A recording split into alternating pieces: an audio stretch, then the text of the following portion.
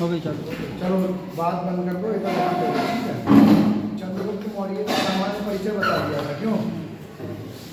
ये बताओ last point क्या लिखा था, वो बता दो जल्दी। लास्ट पॉइंट बताना बेटा। हैं? अच्छा, यहाँ तक करा दिया था। चलो आ जाओ, जल्दी आ जाओ। चलो देखो उसके अगले से बताना स्टार्ट कर रहे हैं, ठीक है। अब देखो चंद्रगुप्त मौर्य क्या करेगा, साम्राज्य विस्तार की नीति के लिए, साम्राज्य विस्तार की नीति के आधार पर कार्य करेगा, ठीक है। साम्राज्य विस्तार करेगा चंद्रगुप्त मौर्य, क्या करेगा? साम्राज्य विस्तार। और साम्राज्य विस्तार की नीति के तहत वो क्या करेगा? 305 बीसी में, कब? 305 बीसी में, ध्यान दोगे इधर। 305 बीसी में चंद्रगुप्त मौर्य क्या करेगा? 305 बीसी में ये सीरियन नरेश, सीरियन नरेश कौन था जल्दी बताओ?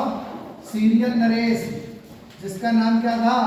Seleucus Nicator, Seleucus Nicator, Seleucus Nicator, Seleucus Nicator इस पर आक्रमण करेगा, सेल्यूकस निकेटर पर आक्रमण करेगा चंद्रगुप्त मौर्य, ठीक है। अब होगा क्या देखो, मैंने तुम्हें बताया था शायद इसके बारे में कल मैंने बात की थी। 305 बीसी में सेल्यूकस निकेटर पर आक्रमण करेगा, तो सेल्यूकस निकेटर की एक पुत्री होगी जिसका नाम क्या होगा? हेलेना। हेलेना को ही क्या बोला जाएगा? कार्नेलिया बोला जाएगा। क्या बोला जाएगा? कार्नेलिया। हेलेना या कार्नेलिया, ये कौन होगी? सेल्यूकस निकेटर की पुत्री होगी। किसकी पुत्री होगी?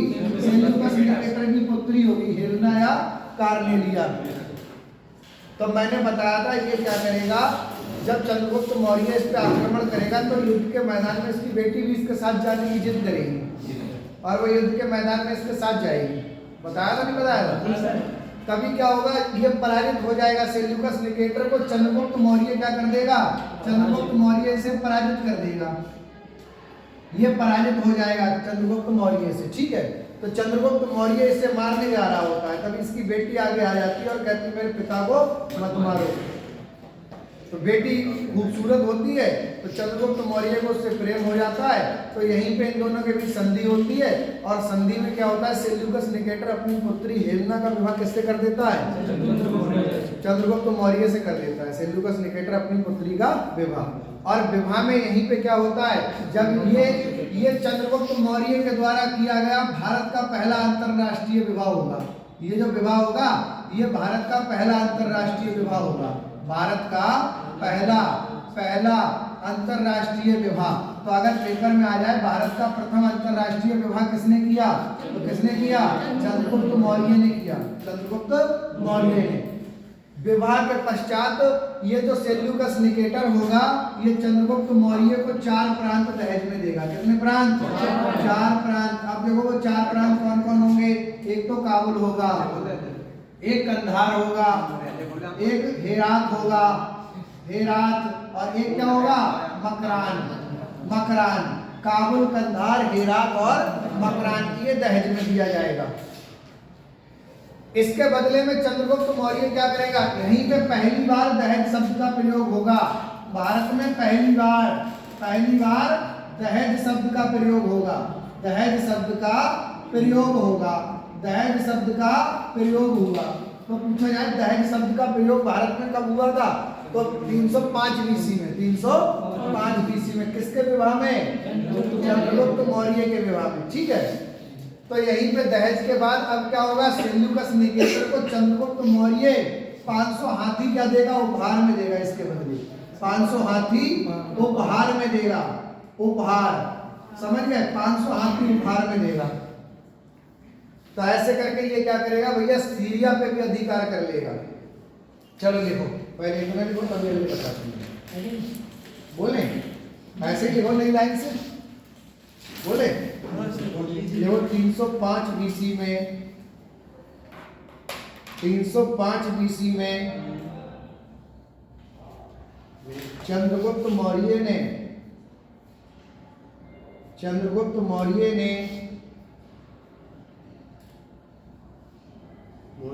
सीरियन नरेश सेल्यूकस निकेटर पर आक्रमण किया। सीरियन नरेश सेल्यूकस निकेटर पर आक्रमण किया। सेल्यूकस निकेटर पर आक्रमण किया। आक्रमण किया। सेल्यूकस निकेटर पर आक्रमण किया। आक्रमण किया और इसे पराजित कर दिया। और इसे पराजित कर दिया। पराजित कर दिया। और इसे पराजित कर दिया। पराजित कर दिया। इसके पश्चात सेल्यूकस निकेटर और चंद्रगुप्त मौर्य के मध्य संधि हुई। चंद्रगुप्त मौर्य के मध्य संधि हुई। संधि हुई तथा संधि के तहत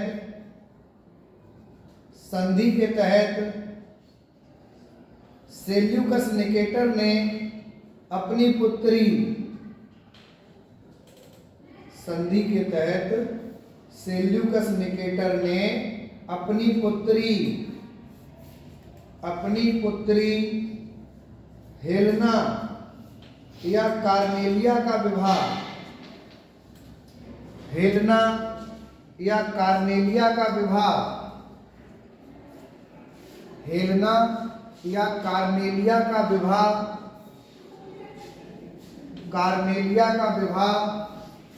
चंद्रगुप्त मौर्य से कर दिया। चंद्रगुप्त मौर्य से कर दिया। चंद्रगुप्त मौर्य से कर दिया।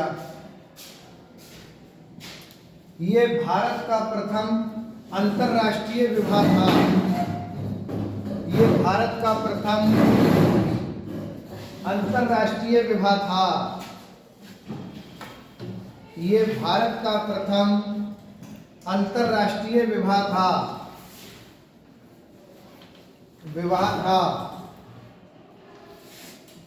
भारत का प्रथम अंतरराष्ट्रीय विवाह था। और चंद्रगुप्त मौर्य को दहेज में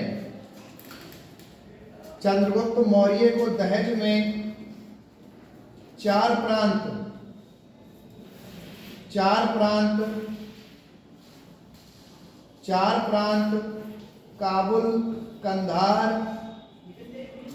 काबुल, कंधार, हेरात और मकरान दिए। काबुल, कंधार, हेरात और मकरान दिए। हेरात और मकरान दिए। हेरात और मकरान दिए। मकरान दिए। और पहली बार दहेज शब्द का प्रयोग हुआ। और पहली बार दहेज शब्द का प्रयोग हुआ। दहेज शब्द का प्रयोग हुआ। पहली बार दहेज शब्द का प्रयोग हुआ।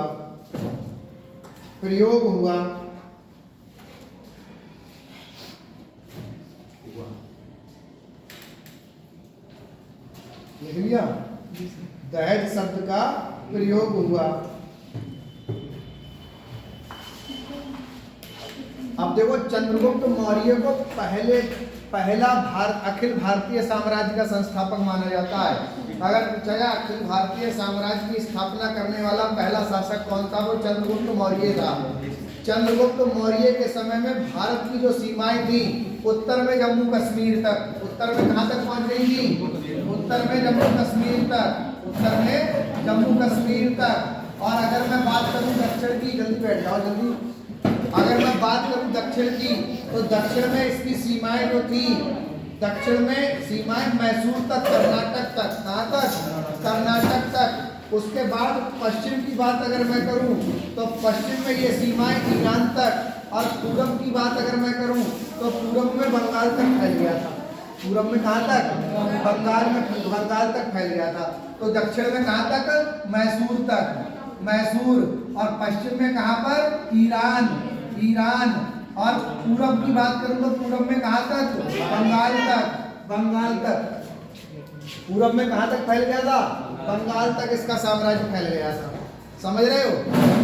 तो चंद्रगुप्त मौर्य को पहला अखिल भारतीय साम्राज्य का संस्थापक कहा जाता है। ये पहला शासक था भारत का जिसने अखिल भारतीय साम्राज्य की स्थापना की थी। समझ गए? चलो लिखो। चंद्रगुप्त मौर्य के शासनकाल में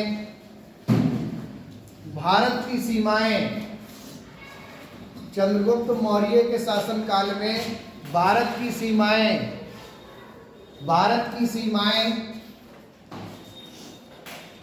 चंद्रगुप्त मौर्य के शासनकाल में भारत की सीमाएं उत्तर में जम्मू कश्मीर, दक्षिण में मैसूर, उत्तर में जम्मू कश्मीर, दक्षिण में मैसूर, पूर्व में बंगाल और पश्चिम में, पूर्व में बंगाल और पश्चिम में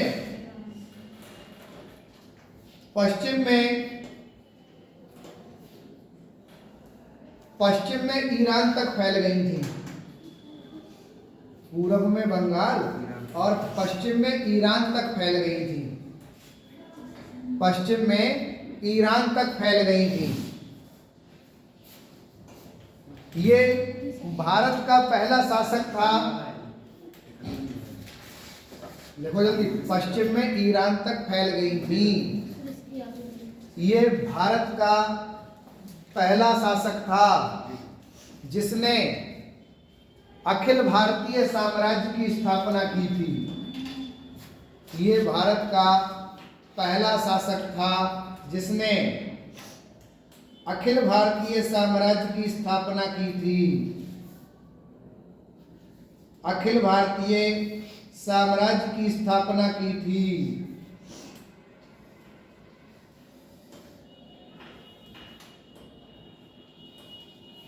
क्लियर?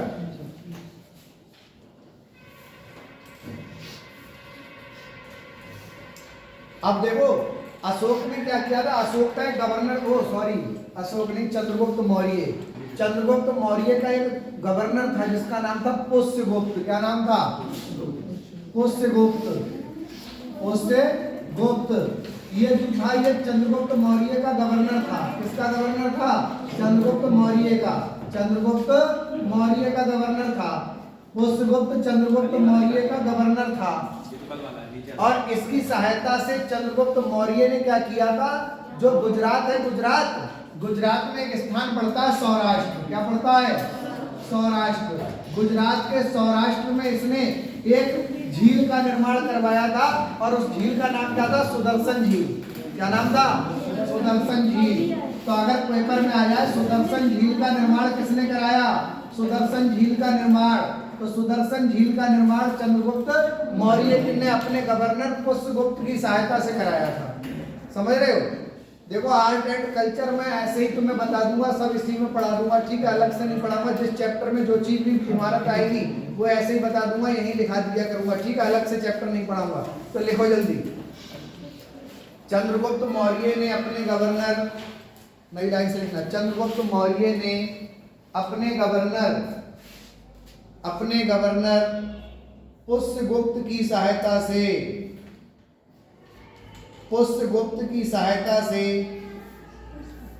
वो सामने लिखा है, पुष्यगुप्त की सहायता से गुजरात के सौराष्ट्र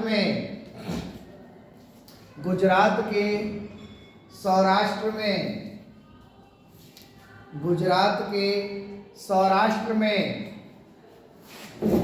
सुदर्शन झील का निर्माण कराया। सुदर्शन झील का निर्माण कराया। सुदर्शन झील का निर्माण कराया।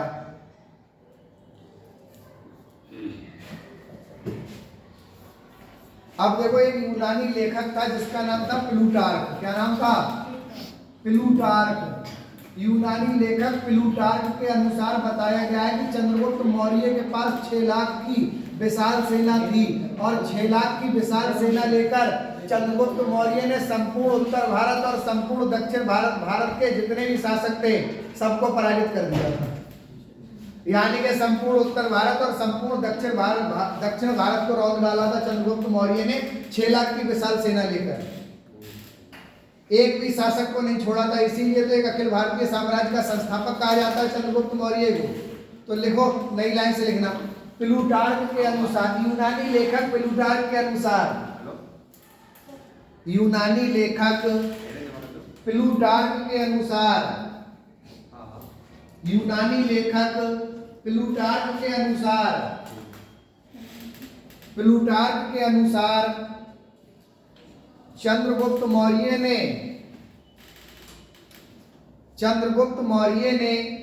6 लाख की विशाल सेना लेकर, चंद्रगुप्त मौर्य ने 6 लाख की विशाल सेना लेकर, 6 लाख की विशाल सेना लेकर संपूर्ण उत्तर भारत और दक्षिण भारत को जीत लिया था। संपूर्ण उत्तर भारत और दक्षिण भारत को जीत लिया था। संपूर्ण उत्तर भारत और दक्षिण भारत को जीत लिया था, जीत लिया था। संपूर्ण उत्तर भारत और दक्षिण भारत को जीत लिया था। अब देखो हुआ क्या, 298 बीसी की बात है। 298 बीसी, 298 बीसी में चंद्रगुप्त मौर्य की हो जाएगी मृत्यु। 298 बीसी में चंद्रगुप्त मौर्य की मृत्यु हो जाएगी, चंद्रगुप्त मौर्य की मृत्यु हो जाएगी। तो देखो हुआ क्या, चंद्रगुप्त मौर्य की मृत्यु, पीछे से और पीछे से, चंद्रगुप्त मौर्य की मृत्यु 298 बीसी में चंद्रगुप्त मौर्य की मृत्यु हो जाएगी। देखो हुआ क्या, क्योंकि चंद्रगुप्त मौर्य मगध का शासक था। कहाँ का शासक था? अब हुआ क्या, मगध में अकाल पड़ जाएगा। क्या पड़ेगा? अकाल। 12 वर्ष का लंबा अकाल पड़ेगा, 12 वर्ष का भीषण अकाल पड़ेगा, भीषण अकाल। तो जब 12 वर्ष का भीषण अकाल पड़ेगा तो इस अकाल के दौरान जो चंद्रगुप्त मौर्य होगा, इसके एक धार्मिक गुरु थे, आध्यात्मिक गुरु जिसे कहा जाता है। अध्यात्म की शिक्षा दी थी, धर्म की शिक्षा दी थी। ठीक है, किसने? भद्रबाहु ने। और वैसे चंद्रगुप्त मौर्य का गुरु कौन था? चाणक्य था। कौन था? चाणक्य। तो देखो भद्रबाहु जो थे, भद्रबाहु के साथ, किसके साथ? भद्रबाहु के साथ। ये चंद्रगुप्त मौर्य क्या करेगा? भद्रबाहु के साथ जब अकाल पड़ेगा मगध में, तो ये कर्नाटक एक जगह है। क्या है? कर्नाटक। ये तो मैसूर है, मैसूर को ही अब कर्नाटक बोला जाता है। पहले मैसूर था ये नाम, पहले इसका नाम क्या था? मैसूर। लेकिन अब इसे क्या बोला जाता है? कर्नाटक बोला जाता है। ठीक है, कंफ्यूज नहीं होना है, कर्नाटक बोला जाता है मैसूर को।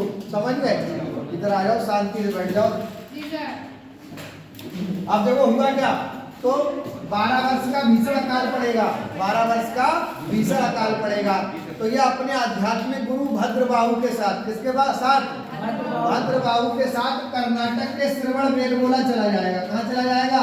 कर्नाटक के श्रवणबेलगोला, श्रवणबेलगोला, कर्नाटक के श्रवणबेलगोला चला जाएगा। ठीक है, कौन? चंद्रगुप्त मौर्य। और यहीं पर ये क्या करेगा, 298 बीसी में एक पद्धति है संलेखना पद्धति। कौन सी पद्धति? संलेखना पद्धति, संलेखना पद्धति। इससे क्या करेगा? अपने प्राण त्याग देगा, प्राण त्याग दिए, प्राण त्याग दिए। ठीक है, तो 298 बीसी में चंद्रगुप्त मौर्य की मृत्यु हो जाएगी। आया समझ? तो ये चंद्रगुप्त मौर्य के बारे में जितना भी क्वेश्चन बनने वाला था सब बता दिया मैंने तुम्हें, बहुत विस्तार से बताया चंद्रगुप्त मौर्य के बारे में। चंद्रगुप्त मौर्य गद्दी पर कब बैठा? 322 बीसी, 322 बीसी में। मृत्यु कब हुई? 298 बीसी में। पूछा जाएगा चंद्रगुप्त मौर्य की मृत्यु किस पद्धति से हुई थी, तो संलेखना पद्धति। जानते हो क्या थी संलेखना पद्धति? बिना खाए पिए सब तपस्या करना। हाँ, उपवास। उपवास समझ लो एक प्रकार से, क्या था? उपवास। यानी कि इसने भोजन को त्याग दिया, जल अन्न त्याग दिया, और ऐसे करके भूखे रहने से उपवास के कारण इसकी मृत्यु हो गई। और यही पद्धति क्या कहलाती है? संलेखना पद्धति कहलाती है। क्या कहलाती है? संलेखना पद्धति। कोई दिक्कत इतने में? चलो लिखो जल्दी, बोले लिखो। लगभग 300 BC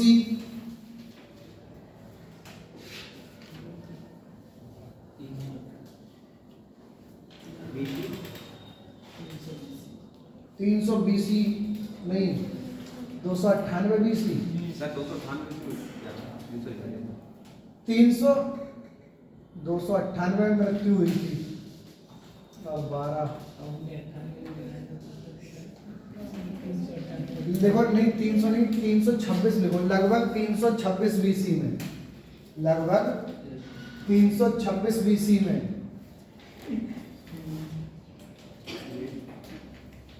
मगध में 12 वर्ष का भीषण अकाल पड़ा। मगध में 12 वर्ष का भीषण अकाल पड़ा। मगध में 12 वर्ष का भीषण अकाल पड़ा। और इसी के दौरान चंद्रगुप्त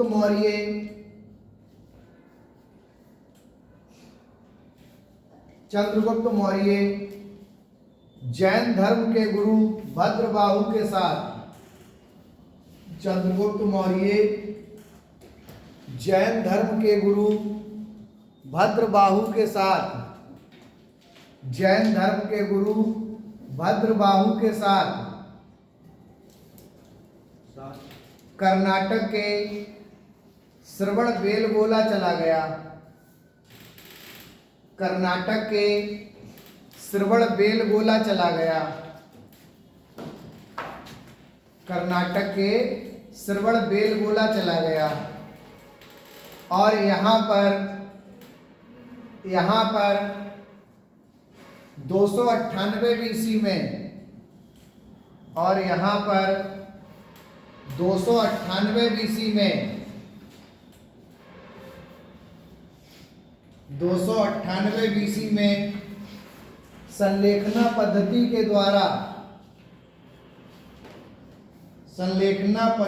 द्वारा इसने अपने प्राण त्याग दिए। इसने अपने प्राण त्याग दिए। इसने अपने प्राण त्याग दिए। प्राण त्याग दिए, लिख लिया? इसने अपने प्राण त्याग दिए। अब देखो एक पॉइंट इसमें और बताया, जो चंद्रगुप्त मौर्य था, चंद्रगुप्त मौर्य के शासन काल में 300 BC में, कब? 300 BC में जो पाटलिपुत्र था, पाटलिपुत्र में क्या हुआ था? पाटलिपुत्र में एक जैन संगीति का आयोजन हुआ था। किसका आयोजन हुआ था? जैन संगीति का आयोजन कराया था। किसने? चंद्रगुप्त मौर्य ने जैन संगीति का आयोजन कराया था। ठीक है, ये नई लाइन से लिख लो। 300 BC में चंद्रगुप्त मौर्य के द्वारा, देखो 300 BC में चंद्रगुप्त मौर्य के द्वारा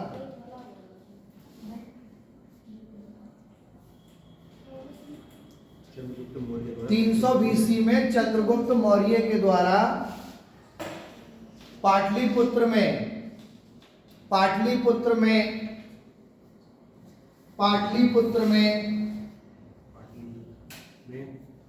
एक जैन संगीति का आयोजन कराया गया था। पाटलिपुत्र में एक जैन संगीति का आयोजन कराया गया था। जैन संगीति का आयोजन कराया गया था, जिसकी अध्यक्षता भद्रबाहु के द्वारा की गई थी। जिसकी अध्यक्षता भद्रबाहु के द्वारा की गई थी। भद्रबाहु के द्वारा की गई थी। जिसकी अध्यक्षता भद्रबाहु के द्वारा की गई थी। भद्रबाहु के द्वारा की गई थी। चंद्रगुप्त मौर्य जैन धर्म का अनुयायी था। चंद्रगुप्त मौर्य जैन धर्म का अनुयायी था। जैन धर्म का अनुयायी था।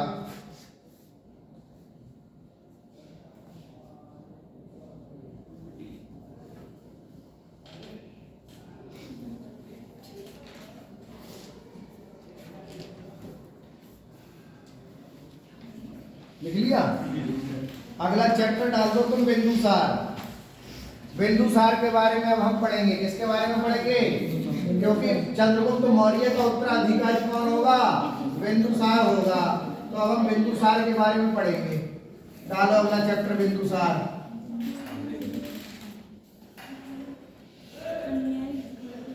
बिंदुसार हेडिंग डाल दो तुम लोग। बिंदुसार डाल दिया। बिंदुसार तो बिंदुसार 298 बीसी में गद्दी पर बैठेगा, समझ गए? और 269 बीसी तक गद्दी पर बैठेगा, क्योंकि 269 में कौन बैठ जाएगा? अशोक बैठ जाएगा। कौन बैठेगा? अशोक। बिंदुसार का उत्तराधिकारी कौन बनेगा? अशोक बनेगा। ठीक है, तो डालो हेडिंग बिंदुसार।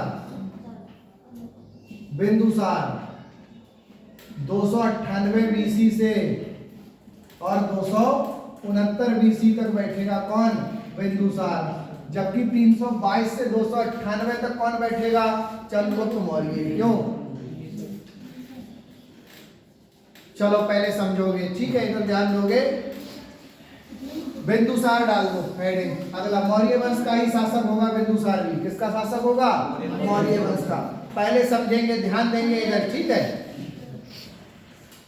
देखो, ये जो बिंदुसार होगा, बिंदुसार जो था ये चंद्रगुप्त मौर्य का पुत्र होगा। किसका पुत्र होगा?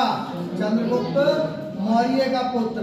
चंद्रगुप्त मौर्य का पुत्र होगा। चंद्रगुप्त मौर्य का पुत्र होगा बिंदुसार। बिंदुसार की माता का नाम दुर्धरा होगा। इसकी माता का नाम क्या होगा? माता का नाम होगा दुर्धरा। दुर्धरा माता का नाम होगा इसकी दुर्धरा। बिंदुसार की माता का नाम क्या होगा? दुर्धरा होगा। चंद्रगुप्त मौर्य के पश्चात इसका बेटा बिंदुसार मगध की गद्दी पर बैठेगा 298 बीसी में। बिंदुसार जिसका नाम होगा और बिंदुसार की माता का नाम दुर्धरा होगा। इसकी माता कौन होगी? दुर्धरा होगी। हिलना से क्या मतलब? चंद्रगुप्त मौर्य ने भी कई विवाह किए थे ना, तो इसलिए इसकी जो दुर्धरा पत्नी थी उसका बेटा था बिंदुसार। वही सबसे ज्यादा शक्तिशाली था, इसीलिए वही गद्दी पर बैठा। समझ गए? कोई दिक्कत नहीं। ये लोग कई विवाह करते थे ना, 4-4, 5-5 विवाह करते थे।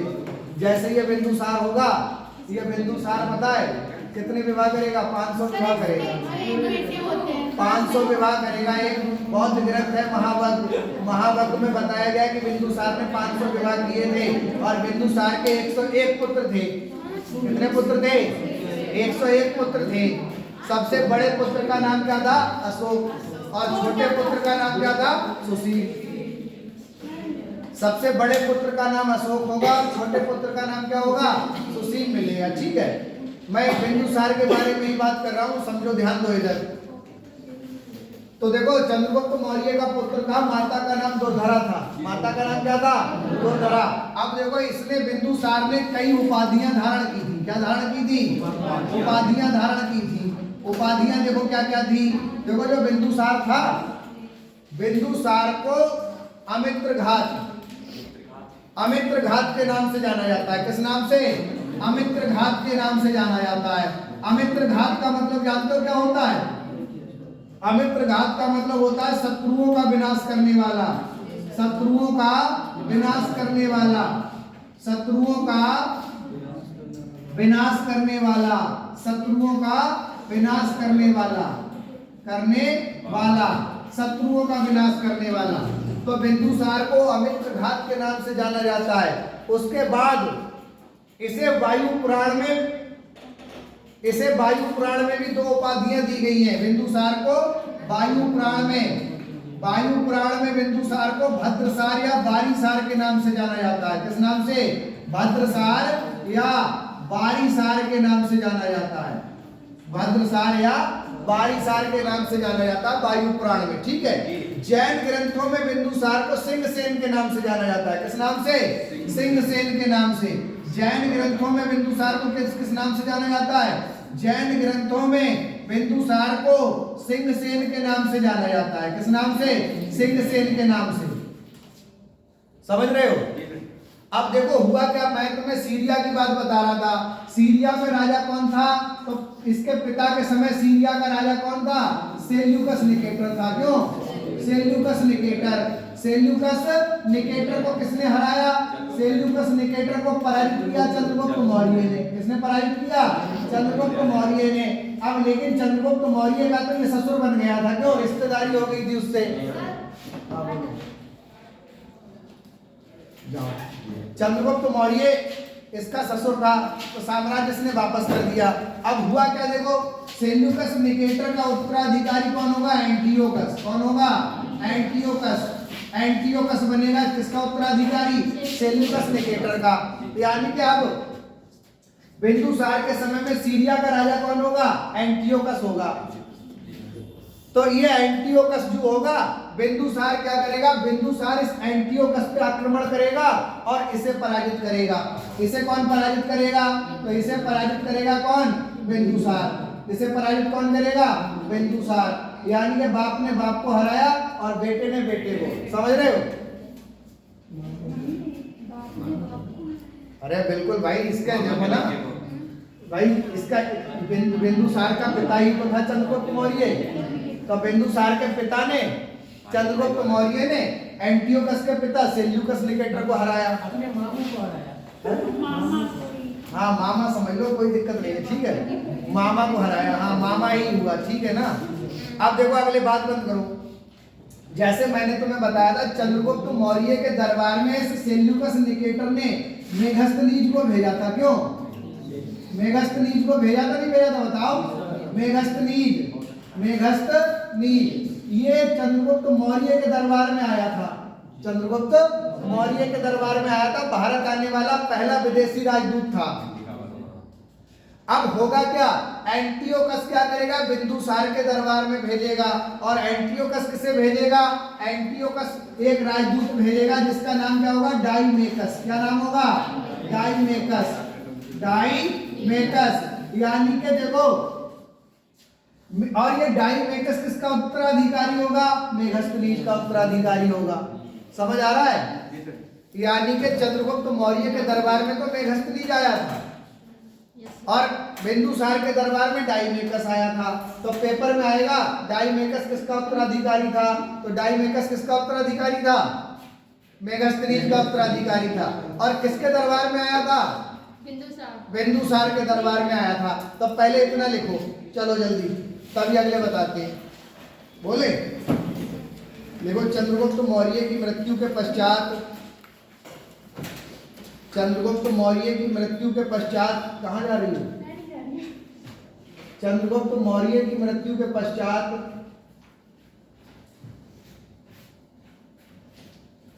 इसका पुत्र बिंदुसार,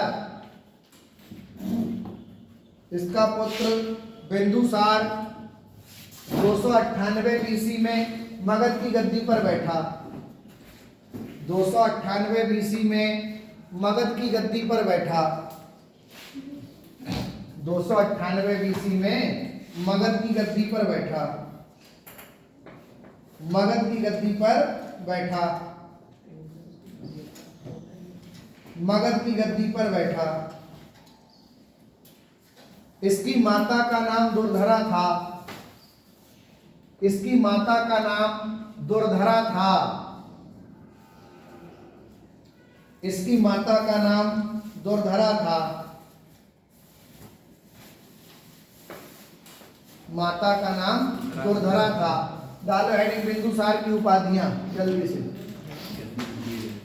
इसकी माता का नाम दुर्धरा था। हेडिंग डालो बिंदुसार की उपाधियां। बिंदुसार की उपाधियां। उपाधियां और डैश करके लिखो। बिंदुसार को अमित्र घात ब्रैकेट में कर दो शत्रुओं का विनाशक।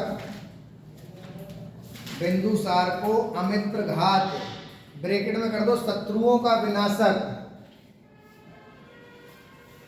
अमित्र घात ब्रैकेट में कर दो शत्रुओं का विनाशक, ब्रैकेट बंद कर दो, के नाम से जाना जाता है, के नाम से जाना जाता है,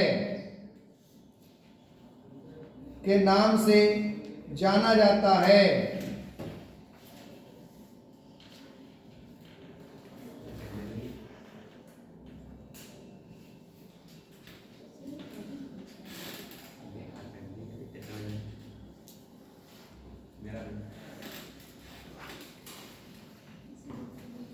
लिख लिया?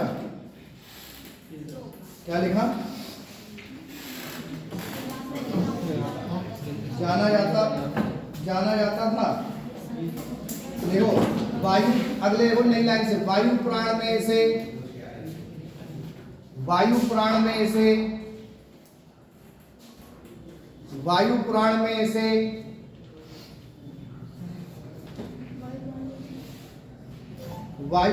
में से भद्रसार या बारीसार के नाम से जाना जाता है। वायु पुराण में से भद्रसार या बारीसार के नाम से जाना जाता है। भद्रसार या बारीसार के नाम से जाना जाता है। भद्रसार या वारीसार के नाम से जाना जाता है। जैन ग्रंथों में से सिंहसेन के नाम से जाना जाता है। जैन ग्रंथों में से सिंहसेन के नाम से जाना जाता है। जैन ग्रंथों में से सिंहसेन के नाम से जाना जाता है। जैन ग्रंथों में से सिंहसेन के नाम से जाना जाता है। सिंहसेन के नाम से जाना जाता है। लिख लिया? डालो अगला लाइन, बिंदुसार के दरबार में विदेशी राजदूत। बिंदुसार के दरबार में विदेशी राजदूत। अगला हेडिंग डालो, बिंदुसार के दरबार में विदेशी राजदूत। बिंदुसार के दरबार में विदेशी राजदूत। विदेशी राजदूत लिखो, नहीं लिखो भाई, बोले लिखो। बिंदुसार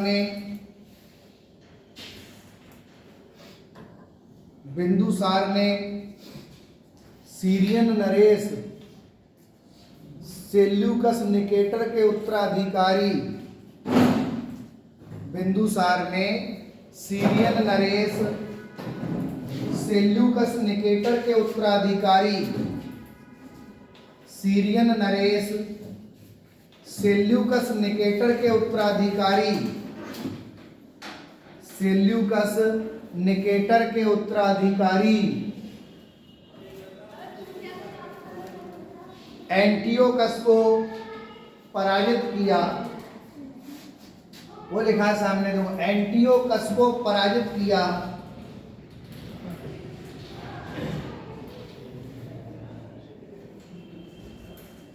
एंटियोकस को पराजित किया तथा इतिहासकार स्ट्रैबो के अनुसार, इतिहासकार स्ट्रैबो के अनुसार, स्ट्रैबो के अनुसार, इतिहासकार स्ट्रैबो के अनुसार, इतिहासकार स्ट्रैबो के अनुसार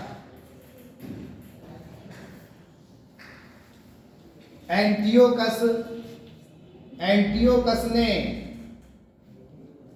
बिंदुसार के दरबार में, एंटियोकस ने बिंदुसार के दरबार में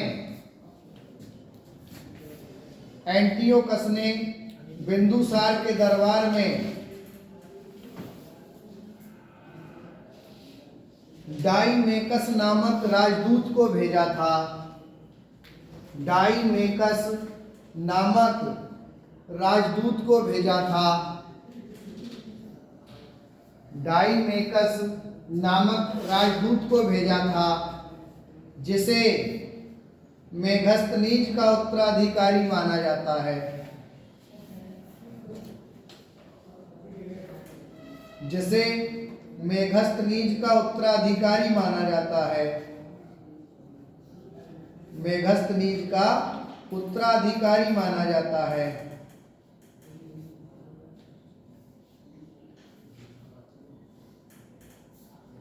ठीक। अब देखो, बिंदुसार के मिस्र से भी अच्छे संबंध थे, और मिस्र का राजा था टॉलमी सेकेंड। कौन था? Ptolemy second. ध्यान दो इधर, मिस्र का राजा जिसका नाम था टॉलमी सेकेंड। इस टॉलमी सेकेंड ने भी बिंदुसार के दरबार में एक राजदूत को भेजा था, और उस राजदूत का नाम था डायोनीसियस। क्या नाम था? डायोनीसियस। डायोनीसियस। अब तुमसे पूछा जाएगा कि जो डायोनीसियस था ये किसके दरबार में आया था? तो ये किसके दरबार में? बिंदुसार के दरबार में। कहाँ से आया था? मिस्र से आया था। किसका राजदूत था? तो टॉलमी सेकेंड का राजदूत था। मिस्र के राजा टॉलमी सेकेंड का राजदूत था। नई लाइन से लिखो, बिंदुसार के, लिखो जल्दी, नई लाइन से लिखो। बिंदुसार के मिस्र से भी अच्छे संबंध थे। बिंदुसार के मिस्र से भी अच्छे संबंध थे, तथा मिस्र के राजा टॉलमी सेकेंड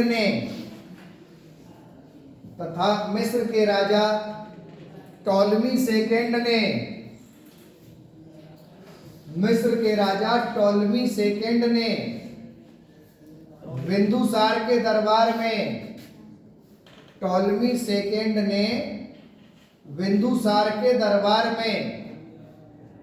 डायोनीसियस नामक राजदूत को भेजा था। डायोनीसियस नामक राजदूत को भेजा था। डायोनीसियस नामक राजदूत को भेजा था।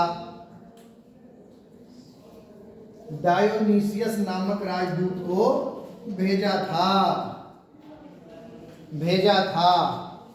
लिख लिया? आप देखो, एक बौद्ध ग्रंथ है जिसका नाम है महावग्ग। क्या नाम है? महावग्ग। ध्यान दो इधर, एक बौद्ध ग्रंथ है जिसका नाम है महावग्ग। क्या नाम है? महावग्ग। इस बौद्ध ग्रंथ महावग्ग के अनुसार बिंदुसार ने 500 विवाह किए थे। कितने विवाह किए थे? 500 विवाह किए थे, और इसके 101 पुत्र थे। कितने पुत्र थे? 101 पुत्र थे। बिंदुसार के कितने पुत्र थे? 101 पुत्र थे। बड़े पुत्र का नाम अशोक था। बड़े पुत्र का नाम क्या था? अशोक था। बड़े पुत्र का नाम क्या था? अशोक। और सबसे छोटे पुत्र का नाम क्या था? तो सबसे छोटे पुत्र का नाम था सुसीम। क्या नाम था? सुसीम। सबसे छोटे पुत्र का नाम सुसीम था। अशोक, ये जो अशोक था, बिंदुसार के समय में अशोक जो था, अशोक अवंती का राज्यपाल था। अवंती का राज्यपाल था। अवंती की राजधानी उज्जैनी बोली जाती है। क्या बोली जाती है? उज्जैनी बोली जाती है। ठीक है, ये किसकी राजधानी है? अवंती की राजधानी है। किसकी राजधानी है? अवंती की। और देखो, इसके समय में ये जो सुसीम था, सुसीम तक्षशिला का राज्यपाल था। कहाँ का राज्यपाल था? तक्षशिला का। बिंदुसार के समय में अशोक जो था वो अवंती भी कहाँ पड़ता है? अवंती की राजधानी उज्जैन थी। अवंती भी बिहार में पड़ता है। ठीक है, अवंती का राज्यपाल कौन था? अवंती का गवर्नर अशोक था, और तक्षशिला का गवर्नर कौन था? सुसीम था। बिंदुसार के समय में तक्षशिला में 2 विद्रोह का उल्लेख मिलता है। कितने विद्रोह का? 2 विद्रोह का उल्लेख मिलता है। ठीक है, जिसमें पहले विद्रोह को किसे भेजा गया था दबाने के लिए? सुसीम को। तो सुसीम असफल हो गया। फिर दूसरी बार किसे भेजा गया? अशोक को भेजा गया और अशोक सफल हो गया था विद्रोह को दबाने में। समझ गए? चलो लिखो, नई लाइन से लिखना। बौद्ध ग्रंथ महावग्र के अनुसार, बौद्ध ग्रंथ महावग्र के अनुसार,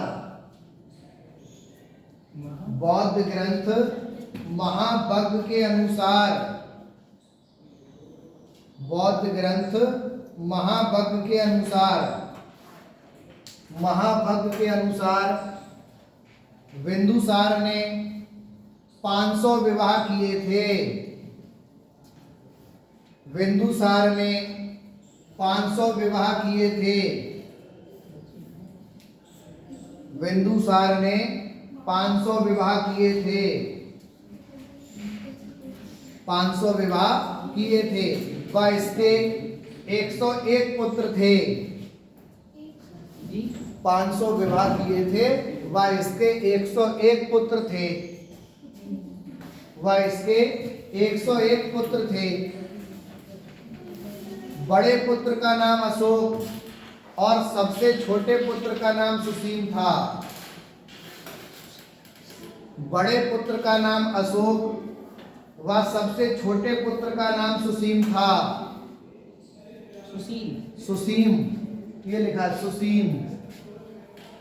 सुसीम व सबसे छोटे पुत्र का नाम सुसीम था।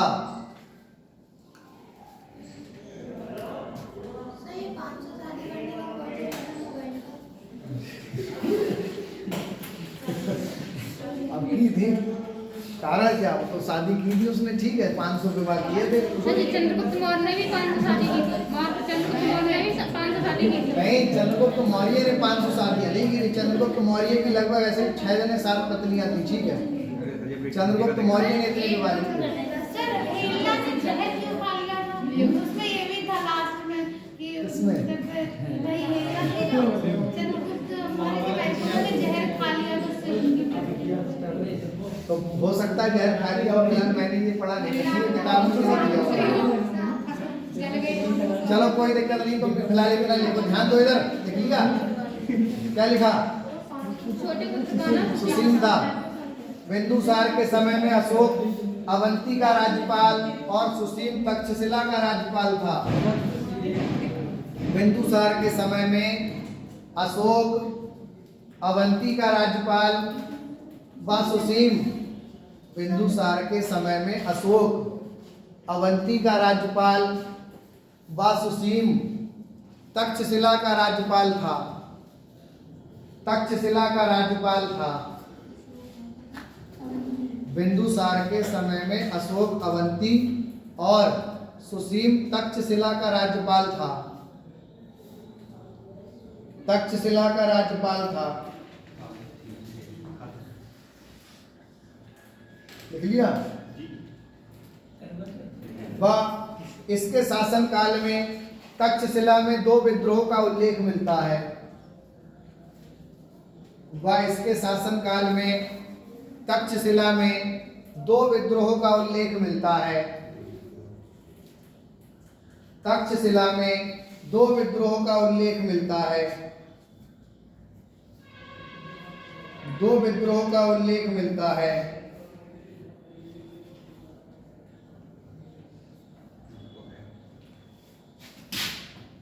दो विद्रोह का उल्लेख मिलता है। पहले विद्रोह को दबाने के लिए सुसीम को भेजा था। पहले विद्रोह को दबाने के लिए सुसीम को भेजा था, जो असफल हो गया। पहले विद्रोह को दबाने के लिए सुसीम को भेजा था, जो असफल हो गया, तथा दूसरे विद्रोह को अशोक के द्वारा दबाया गया। दूसरे विद्रोह को अशोक के द्वारा दबाया गया। अशोक के द्वारा दबाया गया।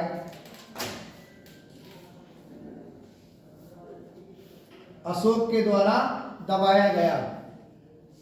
अब ध्यान दोगे, देखो इधर, बौद्ध धर्म में एक आजीवक संप्रदाय था। कौन सा संप्रदाय था? आजीवक संप्रदाय था। तो ये जो था ये आजीवक संप्रदाय का अनुयायी था। कौन से संप्रदाय का? आजीवक संप्रदाय का अनुयायी था। अगर पूछे बिंदुसार कौन से संप्रदाय को मानता था, तो बौद्ध धर्म के आजीवक संप्रदाय को मानता था। बौद्ध धर्म के आजीवक संप्रदाय को मानता था। बौद्ध धर्म के आजीवक संप्रदाय को मानता था। समझ गए? बौद्ध धर्म के आजीवक संप्रदाय को मानने वाला व्यक्ति था ये। ठीक है। और इसके दरबार में एक बौद्ध विद्वान जिनका नाम था तारानाथ। क्या नाम था? तारानाथ रहते थे। बौद्ध विद्वान या बौद्ध भिक्षु थे वो। कौन थे? बौद्ध विद्वान तारानाथ रहते थे। कौन रहते थे? तारानाथ रहते थे। ठीक है। और इसके दरबार में एक भविष्य वक्ता भी रहते थे। बौद्ध विद्वान थे वो भी, जिनका नाम था पिंगल वत्स। भविष्य वक्ता कौन थे? तो भविष्य वक्ता जिनका नाम क्या था? पिंगल वत्स। ये दोनों किसके दरबार में रहते थे? बिंदुसार के दरबार में रहते थे। बिंदुसार के प्रधानमंत्री का नाम क्या था? तो बिंदुसार के प्रधानमंत्री का नाम था राधागुप्त। क्या नाम था? राधागुप्त। और ये जो राधागुप्त होगा, ये राधागुप्त किसका उत्तराधिकारी था? तो ये चाणक्य का उत्तराधिकारी था। किसका उत्तराधिकारी था? चाणक्य का उत्तराधिकारी बताया जाता है इसे। चाणक्य का उत्तराधिकारी बताया जाता है किसे? राधागुप्त को। समझ गए?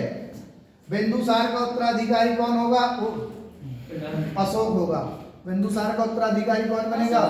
अशोक बनेगा। ठीक है। चलो पहले इतना लिखो, तभी अगले बताते हैं। कहाँ तक लिख लिया था बताओ? बिंदुसार बौद्ध धर्म के आजीवक संप्रदाय बिंदुसार बौद्ध धर्म के आजीवक संप्रदाय का अनुयायी था। देखो, बिंदुसार बौद्ध धर्म के आजीवक संप्रदाय का अनुयायी था। आजीवक संप्रदाय का अनुयायी था। आजीवक संप्रदाय का अनुयायी था। आजीवक संप्रदाय का अनुयायी था। इसके दरबार में एक महान बौद्ध विद्वान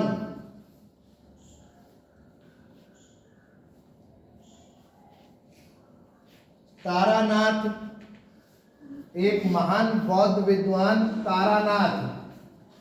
और भविष्य वक्ता पिंगल वत्स रहते थे। भविष्य वक्ता पिंगल वत्स रहते थे। भविष्य वक्ता पिंगल वत्स रहते थे। पिंगल वत्स, वत्स बेटे के लिए बोलते हैं संस्कृत में, वही वाला वत्स। पिंगल वत्स सामने लिखा हुआ है, इधर देखो। पिंगल वत्स रहते थे, लिख लिया। बौद्ध विद्वान तारानाथ के अनुसार बिंदुसार को 16 राज्यों का विजेता बताया गया है। बौद्ध विद्वान तारानाथ के अनुसार बिंदुसार को 16 राज्यों का विजेता बताया गया है। 16 राज्यों का विजेता बताया गया है।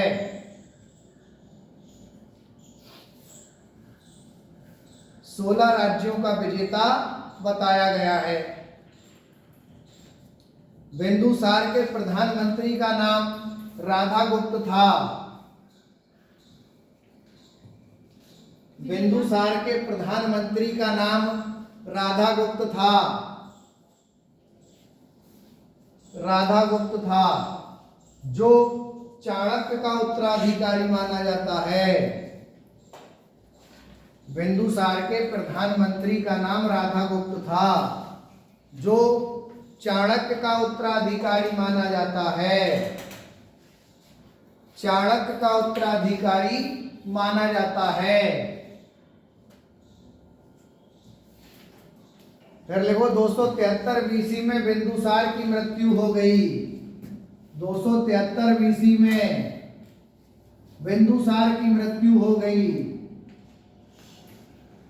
273 बीसी में बिंदुसार की मृत्यु हो गई।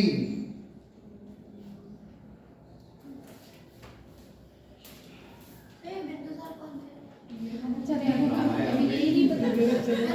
बिंदुसार चंद्रगुप्त मौर्य का बेटा था। चंद्रगुप्त मौर्य पढ़ा, चंद्रगुप्त मौर्य का पुत्र था बिंदुसार। ठीक है, चलो कोई दिक्कत नहीं, बात करो, ध्यान दो। चलो अगला चैप्टर अशोक, हेडिंग डालो अशोक। अब हम पढ़ेंगे अशोक के बारे में, अशोक के बारे में पढ़ेंगे।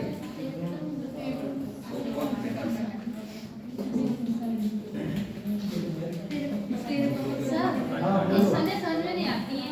सने समझ में नहीं आती है। 298 में 73 में मृत्यु हो गई है, कैसा क्या है? ये बीसी मैंने बताया घटते क्रम में चलती है। समझ नहीं आया तुम्हारे? ईस्वी और बीसी क्या होती है? एडी और बीसी। नहीं फिर यहाँ पे भी लिखा है 269। हाँ, 269 बीसी में शासक बनेगा अशोक। अभी बताएंगे कैसे बनेगा। ठीक है,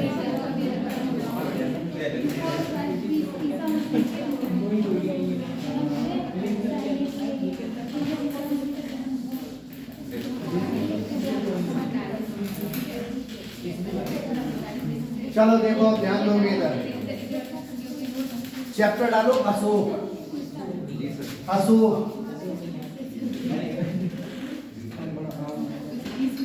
अशोक, बात बंद कर दो। अशोक गद्दी पे बैठेगा 269 बीसी में। 269 बीसी में अशोक गद्दी पर बैठेगा और 232 बीसी तक बैठेगा। 232 बीसी तक घटते क्रम में चलती है बीसी। ठीक है, और ये एक दिन आके ईस्वी में मिल जाएगी। इसमें मिल जाएगी ईस्वी में, तभी बीसी खत्म हो जाएगी। नहीं समझ आया एडी बीसी क्या है? हाँ, 4 बीसी में ईसा मसीह का जन्म होगा। मतलब जो 4 साल में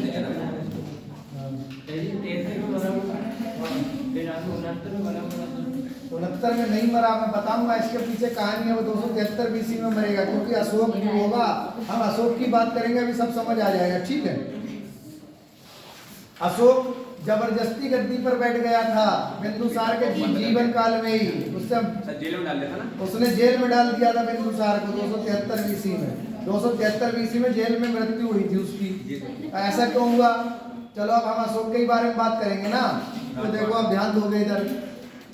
देखो, जो अशोक था, अशोक की माता का नाम सुभद्रांगी था। अशोक की माता का नाम क्या था? सुभद्रांगी था। यानी कि अशोक किसका पुत्र था? सुभद्रांगी का पुत्र था। और सुभद्रांगी किसकी पत्नी होगी बताओ? सुभद्रांगी किसकी पत्नी होगी? तो सुभद्रांगी पत्नी होगी बिंदुसार की। किसकी पत्नी होगी? बिंदुसार की। ठीक है, और इन दोनों का पुत्र कौन होगा? इन दोनों का पुत्र होगा कौन? अशोक। इन दोनों का पुत्र कौन होगा? अशोक। अब समझो, देखो, ध्यान दोगे इधर।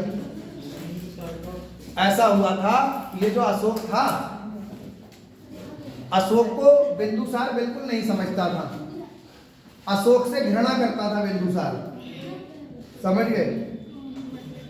ये बताते हैं, इसकी जो माता थी, इसकी माता किसी गरीब परिवार से थी। बिंदुसार ने ऐसे ही उससे विवाह कर लिया था। ठीक है, समझ गए?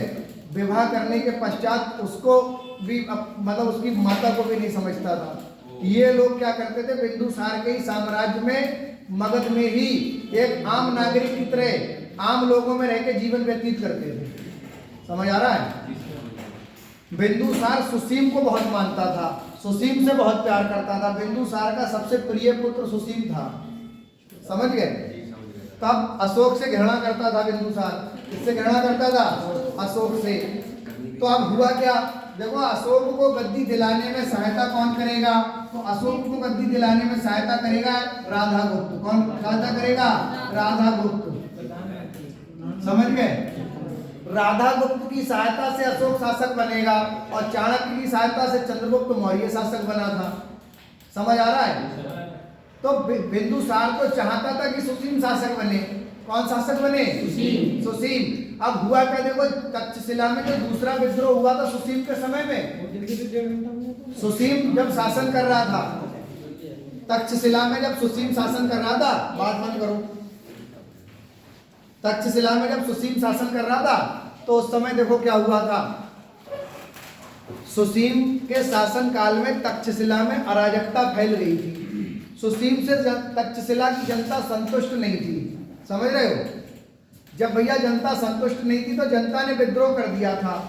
तो पहले विद्रोह को जैसे तैसे करके सुसीम ने दबा दिया, लेकिन फिर से विद्रोह हो गया। तो बिंदुसार ने क्या किया, सुसीम को बुला लिया और बिंदुसार ने सोचा कि मैं अशोक को भेज दे रहा हूं, और अशोक को भेजूंगा ना तो अशोक को सेना दी ना हथियार दिए, कह दिया जाओ और तुम विद्रोह को दबा के आओ।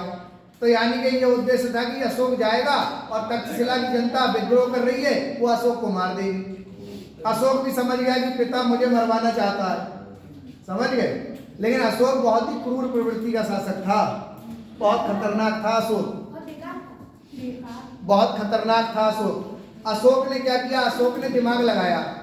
अशोक ने सोचा बिना हथियार के बिना सेना के अकेले जाऊंगा तो जनता मार ही देगी मुझे। तो अशोक ने पहले क्या किया, पूरे साम्राज्य में तक्षशिला में ऐलान कराया। तुम्हें पता है पहले वो ढोल ले लेते थे और चीखते हुए जाते थे गलियों में। अशोक, हाँ, तो अशोक ने ऐसा ही किया।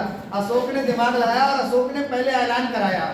उसने कहा कि पूरे तक्षशिला में ऐलान कर दो कि अशोक आ रहा है बहुत भारी सेना लेके और बहुत अधिक हथियारों के साथ, पूरे तक्षशिला को खत्म कर देगा अशोक। ऐसे करके डरा दिया जनता को। जब ये अनाउंसमेंट हुआ तो वहां जनता डर गई, जनता डर गई। अशोक के पहुंचने से पहले ही विद्रोह समाप्त हो गया, समझ गए, ये हुआ। तो ऐसे करके अशोक तक्षशिला के विद्रोह को दबाने में क्या हो गया, सफल हो गया। तक्षशिला का विद्रोह समाप्त हुआ, फिर से सुसीम आ गया तक्षशिला में, फिर अशोक अवंती चला गया। अब हुआ क्या, बिंदुसार बीमार पड़े, ठीक है, बिंदुसार बीमार पड़ा। बिंदुसार जैसे ही बीमार पड़ा तो बिंदुसार ने राधागुप्त को बुलाया, अपने प्रधानमंत्री को, कहा तुम जाओ और सुसीम को बुला लाओ तक्षशिला से, मैं अपने जीवन काल में ही सुसीम का राज्याभिषेक करना चाहता हूँ, ठीक है।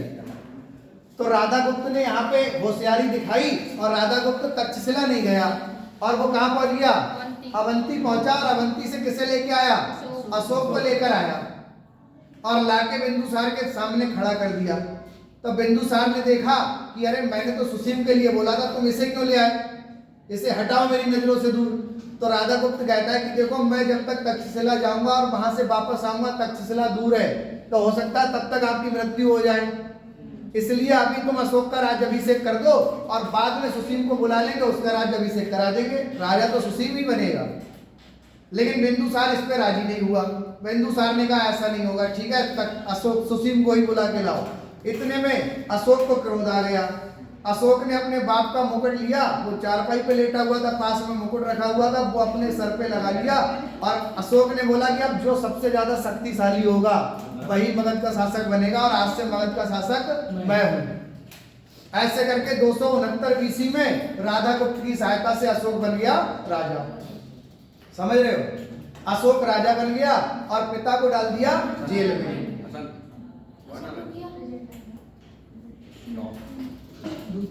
इधर ध्यान दे लो, इधर अब देखो क्या होता है। अब जैसे ये बात सुसीम को पता चलती है कि अशोक ने मगध की गद्दी पर अधिकार कर लिया है, समझ रहे हो, तो तक्षशिला से वापस आता है कौन, सुसीम वापस आता है और सुसीम युद्ध के लिए आता है। सुसीम कहता है कि अब मैं जाके साम्राज्य छीनूंगा अशोक से, ठीक है। तो यहाँ पे राधागुप्त क्या करता है, सुसीम को मारने की योजना बनाता है। जो महल होता है, महल के सामने मेन गेट पे बहुत भारी एक गड्ढा खुदवा देता है, ठीक है, और उसमें बहुत सारे जलते हुए कोयले डलवा देता है, दहकते हुए कोयले, और ऊपर से उस गड्ढे को कवर कर दिया जाता है, समझ गए। सुसीम अपनी तक्षशिला से सेना लेके आता है और जब आता है तो वो अशोक को ललकारता है। तो अशोक कहता है कि तुम मेरा कुछ नहीं कर सकते, ठीक है, और मैं तुम्हें भी पराजित कर दूंगा। तो ऐसे करके अब सुसीम जब अगले बढ़ता है तो वो मैं सेना के उस गड्ढे में गिर जाता है और ऐसे करके क्या होता है, सुसीम की भी हत्या हो जाती है, सुसीम की भी मृत्यु हो जाती है। उसके बाद अशोक क्या करता है, अशोक जितने भी बचे हुए उत्तराधिकारी होते हैं, अशोक को ये डर था कि बिंदुसार के अभी 99 पुत्र बाकी हैं। कितने पुत्र? तो 99 में से कोई भी शक्तिशाली हो सकता है और कोई भी मेरे ऊपर आक्रमण कर सकता है। तो इसलिए अशोक क्या करता है, 99 पुत्रों को ढूंढ ढूंढ के एक एक को मार देता है और ऐसे करके बिंदुसार के मतलब अपने 99 भाइयों की हत्या करके मगध की गद्दी पर बैठता है। मात्र एक ही भाई को बाप जीवित छोड़ता है और वो होता है उसका सगा भाई। कौन होता है? सगा भाई। और सगे भाई का नाम क्या होता है? तेस। क्या नाम होता है? तेस। केवल इसी को जीवित छोड़ता है, बाकी बिंदुसार के 99 पुत्रों की हत्या कर देता है अशोक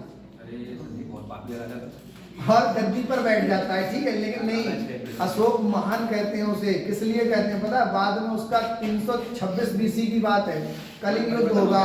कलिंग युद्ध के बाद उसका हृदय परिवर्तित हो जाएगा और वो बहुत धार्मिक बन जाएगा, बहुत अच्छा व्यक्ति बन जाएगा। इसीलिए पूरे विश्व, पूरे इतिहास में 3 ही महान लोग हुए, एक सिकंदर महान, एक अशोक महान और एक अकबर महान। बस 3 को ही महान बोला जाता है, बाकी कोई भी महान नहीं बोला जाता, कोई भी शासक। समझ गए? तो आगे चल के अशोक बहुत अच्छे कार्य करेगा। अभी क्रूर प्रवृत्ति का है ना, तो अशोक के बारे में लिखवाएं कैसे करके शासक बना। अभी मैंने तुम्हें पूरा बताया अशोक कैसे शासक बना है? ये रहने दो। कल पेपर दिया था, एक नंबर छूट गया था किसी का, नाम दिलवा दो, कह रहे नाम डाल नहीं सर जी, एक नंबर लिखवा दो। हाँ, मैं बहुत शॉर्ट करके ही लिखवाऊंगा, उसकी टेंशन मत लो। ठीक है, तो पे आया चलो लिखो, जल्दी लिखो। ऊपर डालो। बोले टेप दिया तो देखो, बिंदुसार का उत्तराधिकारी अशोक हुआ। माइनस मार्किंग नहीं है इसमें तो। जल्दी लिखो, बिंदुसार का उत्तराधिकारी अशोक हुआ। बिंदुसार का उत्तराधिकारी अशोक हुआ, जो बिंदुसार के प्रधानमंत्री राधागुप्त की सहायता से, जो बिंदुसार के प्रधानमंत्री राधागुप्त की सहायता से, बिंदुसार के प्रधानमंत्री राधागुप्त की सहायता से अपने 99 भाइयों की हत्या करके, अपने 99 भाइयों की हत्या करके, सर एक बार थोड़ा फिर से पीछे से कहा बिंदुसार का उत्तराधिकारी अशोक हुआ, जो बिंदुसार के प्रधानमंत्री राधागुप्त की सहायता से,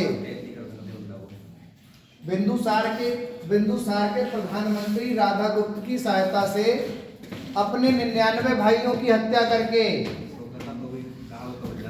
अपने 99 भाइयों की हत्या करके 269 बीसी में मगध की गद्दी पर बैठा।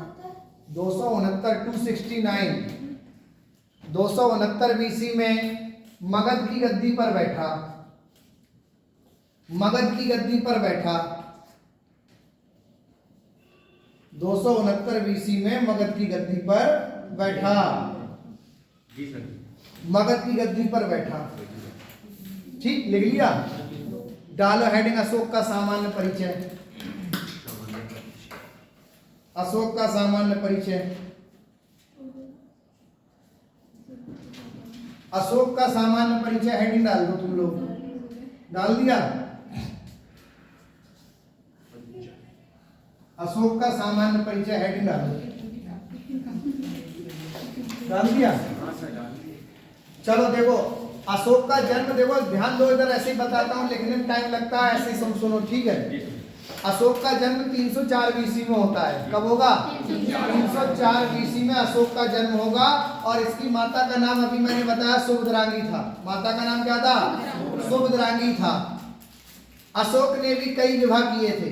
अशोक ने भी कई विवाह किए थे। अशोक की पत्नियों के बारे में बता रहा हूं मैं तुम्हें। देखो, अशोक की एक पत्नी का नाम था देवी या महादेवी मिलता है। क्या मिलता है? महादेवी। पहले लिखो, अशोक का जन्म 304 बीसी में, 304 बीसी में अशोक का जन्म 304 बीसी में हुआ था। इसकी माता का नाम सुभद्रांगी था। इसकी माता का नाम सुभद्रांगी था। सुभद्रांगी था। इसकी माता का नाम सुभद्रांगी था तथा पिता का नाम बिंदुसार था। इधर लिखा हुआ है, देख लो। इसकी माता का नाम सुभद्रांगी था तथा पिता का नाम बिंदुसार था। पिता का नाम बिंदुसार था। डालो हेडिंग अशोक की पत्नियां। देखो 2-3 पत्नियों के बारे में बता दे रहा हूं। पत्नियां, तो सबसे पहली पत्नी का नाम इसकी देवी या महादेवी मिलता है। क्या मिलता है? देवी या महादेवी मिलता है। पहली पत्नी का नाम देवी या महादेवी मिलता है। इससे अशोक को एक पुत्र और एक पुत्री थी। ठीक है, पुत्र का नाम महेंद्र और पुत्री का नाम संघमित्रा मिलता है। पुत्र का नाम क्या मिलता है? महेंद्र और पुत्री का नाम संघमित्रा मिलता है। पुत्र का नाम क्या मिलता है? महेंद्र। महेंद्र और पुत्री का नाम क्या मिलता है? पुत्री का नाम मिलता है संघमित्रा। पुत्री का नाम क्या मिलता है? संघमित्रा। इन दोनों को बताओ कहां पर भेजेगा? नेपाल में, वो श्रीलंका में भेजेगा बौद्ध धर्म के प्रचार प्रसार के लिए। ठीक है, फिर देखो अशोक की जो अगली पत्नी थी, अशोक की अगली पत्नी का नाम मिलता है कारुबाकी। कारुबाकी अशोक की सबसे प्रिय पत्नी होगी ये, कारुबाकी। यह अशोक की सबसे प्रिय पत्नी होगी। ठीक है, और इससे भी अशोक को एक पुत्र और एक पुत्री होगी। पुत्र का नाम तीवर होगा और पुत्री का नाम चारुमती होगा। इससे भी अशोक को एक पुत्र और एक पुत्री होगी। पुत्र का नाम क्या होगा? तीवर, और पुत्र की पुत्री का नाम क्या होगा? चारुमती। पुत्री का नाम क्या होगा? चारुमती। चारुमती। ध्यान दो इधर, इन दोनों को तो बौद्ध धर्म के प्रचार प्रसार के लिए कहां भेजा जाएगा? बौद्ध धर्म के प्रचार प्रसार के लिए। बौद्ध धर्म के प्रचार प्रसार के लिए, प्रचार प्रसार के लिए, प्रचार प्रसार के लिए श्रीलंका भेजा गया। कहां भेजा गया? श्रीलंका। श्रीलंका। ठीक है, अब देखो ध्यान दो, ये पूछा जाए अशोक की सबसे प्रिय पत्नी कौन थी? अशोक की सबसे प्रिय पत्नी, अशोक की सबसे प्रिय पत्नी, सबसे प्रिय पत्नी, प्रिय पत्नी कारुबाकी थी। सबसे प्रिय पुत्र की अगर मैं बात करूं वो तीवर था। सबसे प्रिय पुत्र, प्रिय पुत्र तीवर था। और ये जो चारुमती होगी, चारुमती को अशोक बौद्ध धर्म के प्रचार प्रसार के लिए नेपाल भेजेगा। कहाँ भेजेगा? नेपाल। और ये चारुमती क्या करेगी? नेपाल का राजा होगा देवदत्त। कौन होगा? देवदत्त। देवदत्त से विवाह कर लेगी, और देवदत्त से विवाह करने के बाद ये नेपाल में एक नगर बसाएगी, देवपत्तन नामक नगर। कौन सा नगर? देवपत्तन। तो इसे बौद्ध धर्म के प्रचार प्रसार के लिए कहां भेजा जाएगा? बौद्ध धर्म के प्रचार प्रसार के लिए, प्रचार प्रसार के लिए नेपाल भेजा गया। नेपाल भेजा गया। इसने नेपाल के राजा, नेपाल के राजा देवदत्त से, नेपाल के राजा देवदत्त से विवाह कर लिया, विवाह कर लिया। और नेपाल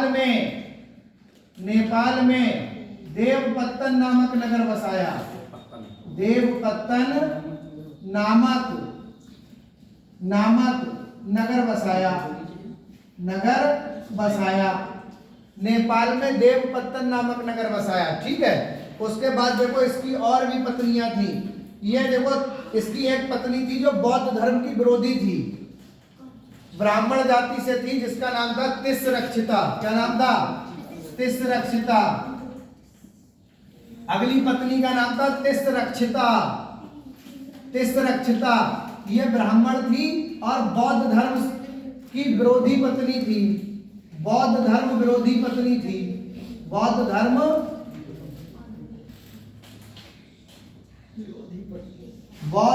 विरोधी पत्नी, बौद्ध धर्म विरोधी पत्नी, विरोधी पत्नी ब्राह्मण जाति की थी। किस जाति की थी?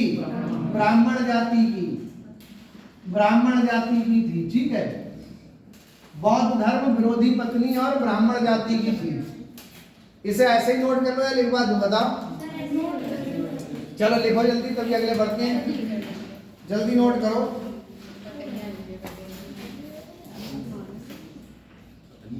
और भी पत्नी थी, एक असंगमित्रा पत्नी थी, एक पद्मावती नाम की पत्नी थी, कई पत्नियां थी। ठीक है, लेकिन यही तीन पत्नियों का उल्लेख सबसे इम्पोर्टेंट है। अगर यहीं से, क्योंकि महेंद्र संघमित्रा को श्रीलंका भेजा था इसलिए इसका नाम आ जाता है। सबसे प्रिय पत्नी कारूबाकी थी, एक क्वेश्चन पेपर में आया हुआ है तो इसलिए उसके बारे में बता दिया। सबसे प्रिय पुत्र तीवर था। पुत्री चारुमती को नेपाल भेजा था। जल्दी नोट करो ऐसे ही, बात मत करो, जल्दी लिखो तेजी से। हो गया? बहुत जल्दी लिख लिया। मैंने जब आप दिखा रहे थे तभी लिख रही थी, समझ नहीं रही थी। मैंने समझाया। तभी जब पूछ रहे थे बिंदुसार कौन था। तो मैं उसमें मैं की नहीं क्लास में। चलो लिखो लिखो। जब आएंगी तब बात करेंगे।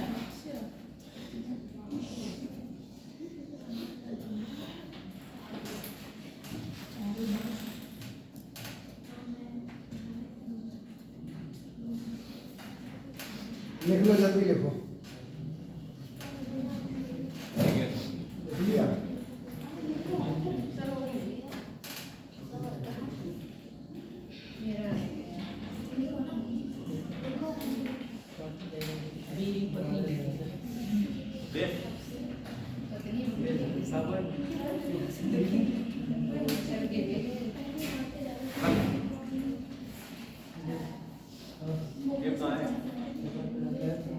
सबने टोट लगे, पंडित ने टोट लगे भेजा, अपने नाम डलवा दे, बात तो कर डाल दे। देख दिया था उसने, उसका नाम नहीं इसमें डाल दे। ग्रुप पे क्यों अजय ग्रुप पे मैं ग्रुप पे ना यार, परसों इतने छोटे बच्चे को ग्रुप पे नहीं कर सकता, मत टेस्ट हुआ है अच्छे तो बच्चे लिख लिया? जल्दी लिखो तेजी से। लिख गया? अगला हेडिंग डाल दो, अशोक के नाम।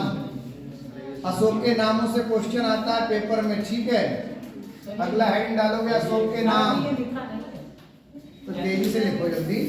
सर हम तो फोटो खींच लो, घर पे लिख लेना।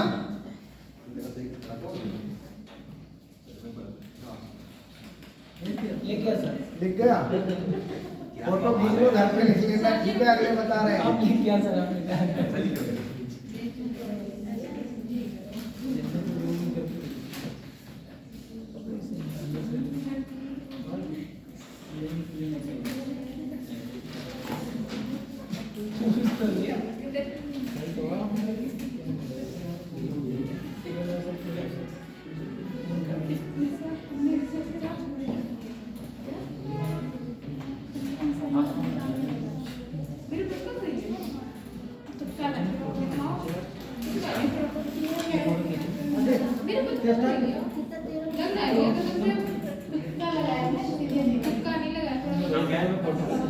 लिख लिया?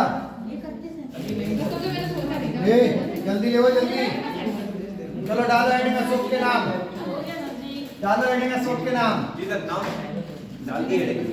अशोक के नाम। अशोक के नाम से क्वेश्चन बनता है पेपर में। अब देखो, ध्यान दोगे इधर।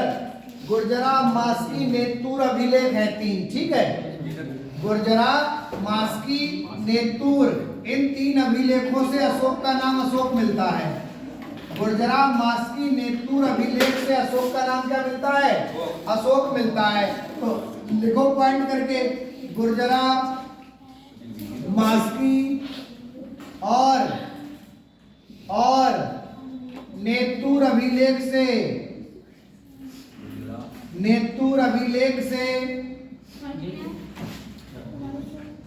अशोक का नाम अशोक मिलता है। ऐसे हेडिंग डाल दो अशोक के नाम, और इसमें और कुछ लिखोगे नया? बताओ। गुर्जरा, मास्की, नेतूर अभिलेख से अशोक का नाम अशोक मिलता है। अशोक का नाम अशोक मिलता है, अशोक मिलता है। गुर्जरा मास्की और नेतुर अभिलेख से अशोक का नाम अशोक मिलता है। अगली बात देखो, पुराणों में इसे अशोक वर्धन कहा गया है। पुराणों में क्या कहा गया है? पुराणों में इसका नाम अशोक वर्धन मिलता है। पुराणों में इसका नाम अशोक वर्धन मिलता है, अशोक वर्धन मिलता है। पुराणों में इसका नाम अशोक वर्धन मिलता है। पुराणों में इसका नाम अशोक वर्धन मिलता है। लिख लिया? पुराणों में इसका नाम अशोक वर्धन मिलता है। अब देखो ध्यान दो, एक ग्रंथ है बौद्ध ग्रंथ जिसका नाम है महावंश। क्या नाम है? महावंश। महावंश नामक ग्रंथ में इसे क्या कहा गया है? महावंश नामक बौद्ध ग्रंथ में, बौद्ध ग्रंथ में। बात मत करो, क्यों इतनी बात कर रहे हो अनुराग? साइन हो जाएंगे अभी, ठीक है। महावंश नामक बौद्ध ग्रंथ में अशोक का नाम क्या मिलता है? चंड अशोक मिलता है। क्या मिलता है? चंड अशोक। अब देखो इसे चंड अशोक क्यों कहा जाता है, तो देखो ध्यान दो इधर।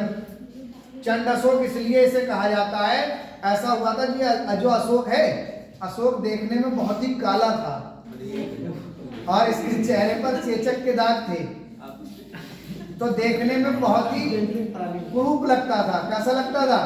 कुरूप लगता था देखने में, ठीक है। अब ध्यान दो इधर, अशोक का जो हरम था, हरम होता है, अशोक के हरम में लगभग 12,000 स्त्रियां थी। कितनी स्त्रियां थी? 12,000 स्त्रियां थी अशोक के हरम में, ठीक है। देखने में अशोक बहुत ही क्रूर लगता था, बहुत ही बेशकल लगता था, क्रूर लगता था। तो एक अशोक बैठा हुआ था और एक स्त्री गुजर के जा रही थी, ठीक है। तो अशोक ने उसे रोक लिया और अशोक ने कहा उससे कि मैं जो तुमसे पूछूंगा वो बिल्कुल सच बताओगी, अगर सच नहीं बताओगी तो तुम्हें मार दिया जाएगा। तो वो औरत थी, डर गई। उसने कहा ठीक है पूछिए, सच बताएंगे। क्या बात कर रहे हैं तुम लोग, बताएं अभी। अरे तो रिजल्ट बाद में देख लेना। इधर ध्यान दे लो, इधर ध्यान दो, पढ़ाई कर लो। तो देखो अशोक बैठा हुआ था, सामने से एक महिला गुजर रही थी, अशोक ने उसे रोक लिया। अशोक ने कहा कि मैं जो पूछूंगा बिल्कुल सच बताना, नहीं तो तुम्हें मार दिया जाएगा। तो औरत थी, वो डर गई। उसने ठीक है मैं तो सच बोलूंगी, कोई दिक्कत नहीं है। तो अशोक ने बोला कि बताओ मैं कैसा लगता हूँ तुम्हें देखने में। तो वो महिला की भाई अगर झूठ बोलती तो भी वो मार देता उसे। तो उसने बोल दिया, सच बोल दिया। उसने सच बता रही हूँ महाराज, आप बिल्कुल बहुत ही बदसूरत क्रूप लगते हैं। इतना सुनने पे अशोक को बहुत क्रोध आ गया और अशोक ने सिपाहियों से कहा उस महिला की वही गर्दन कटवा दी और 12,000 स्त्रियां जो थी हरम में, बोला इन सबको जला दिया जाए। 12,000 स्त्रियों को अशोक ने जलवा दिया। हाँ, इसीलिए इसे चंड अशोक कहा जाता है। अत्यधिक क्रूर प्रवृत्ति का होने के कारण अशोक को क्या कहा जाता है? चंड अशोक कहा जाता है। मार देता तो वही मर जाता। समझ गए? चलो लिख लिया। महावंश नामक बौद्ध ग्रंथ में इसे क्या कहा गया है? चंड अशोक कहा गया है। महावंश नामक बौद्ध ग्रंथ में क्या कहा गया है? चंड अशोक कहा गया है। उसके बाद देखो सम्राट अशोक, देव नाम प्रियदर्शी भी कहा जाता है इसे, और ये नाम मास्की अभिलेख से मिलते हैं, इस वाले अभिलेख से। लिखो अगला पॉइंट, मास्की अभिलेख में इसे, मास्की अभिलेख में इसे, मास्की अभिलेख में इसे सम्राट अशोक और देवनाम प्रियदर्शी कहा गया है। देवनाम प्रियदर्शी, देवताओं को जो नाम प्यारा है, ठीक है। देवनाम प्रियदर्शी, देवनाम प्रियदर्शी कहा गया है। देवनाम प्रियदर्शी कहा गया है।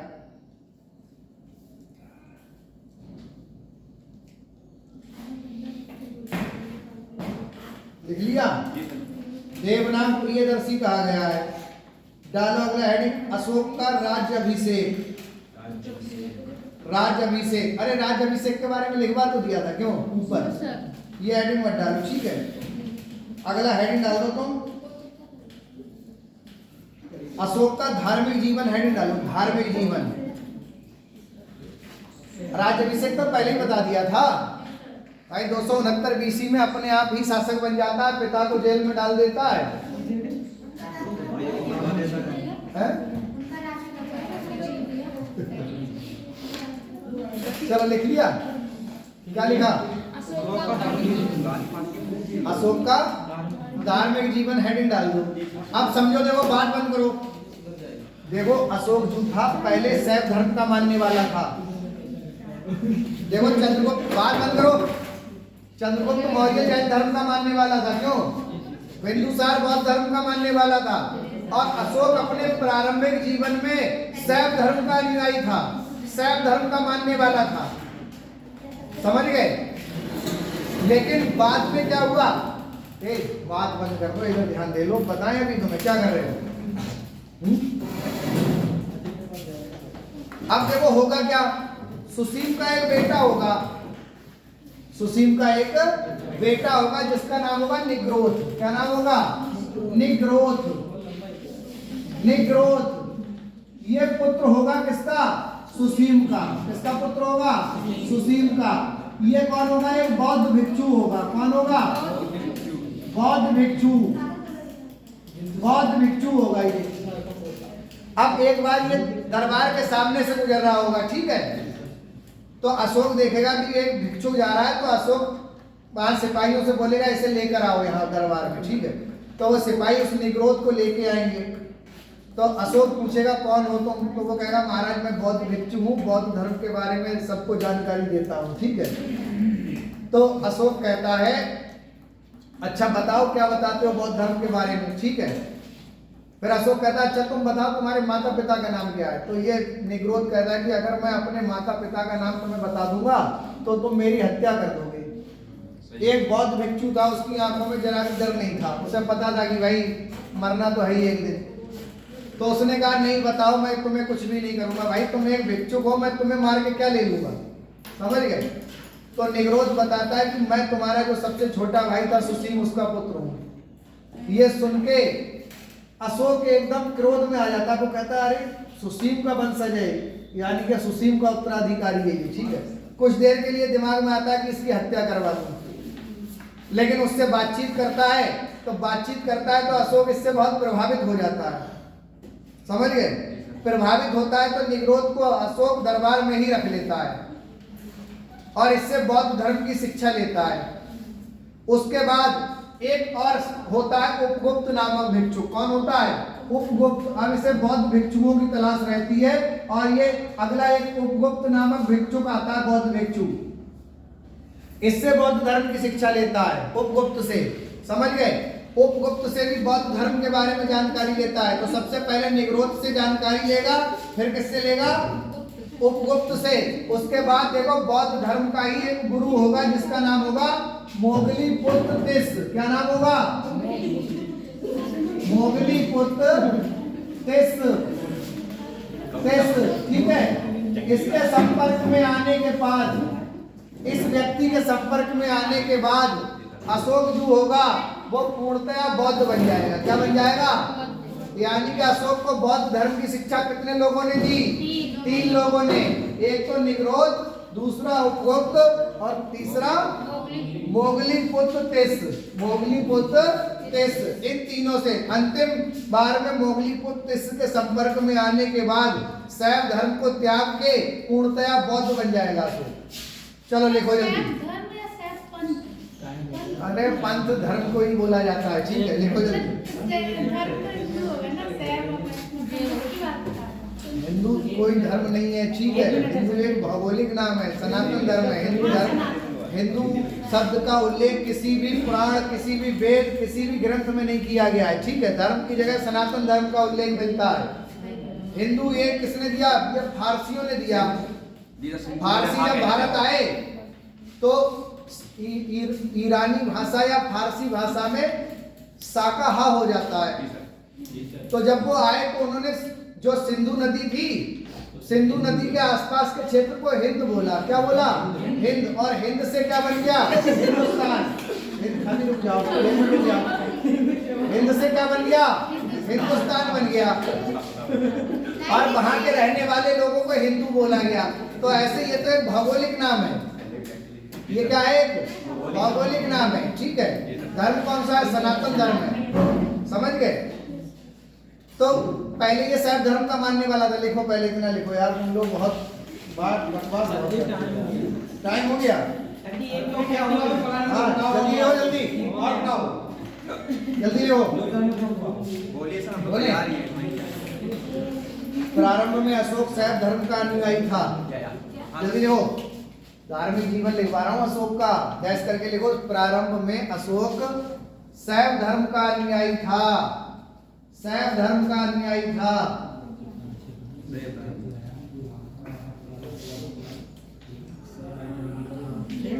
प्रारंभ में ये शैव धर्म का अनुयायी था। शैव धर्म का अनुयायी था। लिख लिया? जी। परंतु बाद में बौद्ध बन गया था। परंतु बाद में बौद्ध बन गया था। बौद्ध बन गया था। बौद्ध बन गया था। लेकर आओ। जी सर। परंतु बाद में बौद्ध बन गया था। साइन भी करा देना। बौद्ध बन गया था। लिख लिया? जी हाँ। अशोक को बौद्ध धर्म की शिक्षा सर्वप्रथम, अशोक को बौद्ध धर्म की शिक्षा सर्वप्रथम, अशोक को बौद्ध धर्म की शिक्षा सर्वप्रथम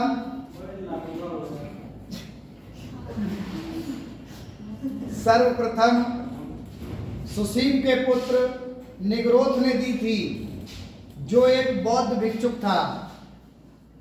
अशोक को बौद्ध धर्म की शिक्षा सर्वप्रथम सुसीम के पुत्र निग्रोध ने दी थी। सुसीम के पुत्र निग्रोध ने दी थी। निग्रोध ने दी थी, जो एक बौद्ध भिक्षुक था। डेट भी डलवा देना। डेट डालो कोने पे 20। जो एक बौद्ध भिक्षुक था। इसके पश्चात मत खींचो। हाँ, अभी तुरंत सर्दी आपका टाइम निकल जाएगा। खींचो यार, टाइम हो गया ना। मेरे में कैमरा नहीं है, वो अलग किसी और का फोन है। हाँ सर, भेजो, लेकिन किसी के इसमें मैं ऐप डाउनलोड है। इनके में हाँ, फोटो खींचो। हाँ है सर। जीपीएस बाय दे दो यार।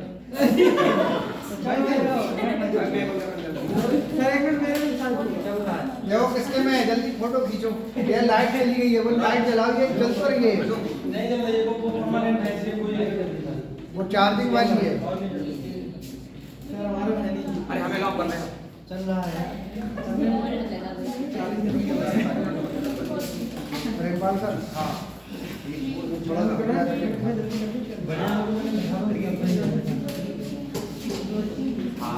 जी हो चला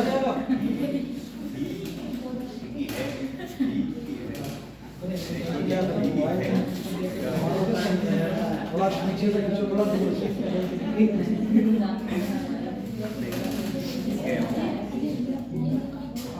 अरे ये लोग बुला लाते बच्चों को यार।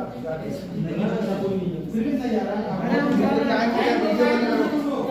वीडियो टाइम हो गया, देखो। हाँ देखो। सर बोलिए सर। इसके पश्चात उपगुप्त नामक बौद्ध भिक्षुक से इसने बौद्ध धर्म की शिक्षा ली। इसके पश्चात उपगुप्त नामक बौद्ध भिक्षुक से इसने उपगुप्त नामक बौद्ध भिक्षुक से इसने बौद्ध धर्म की शिक्षा ली। खींचना है सांसद को। बौद्ध धर्म की शिक्षा ली।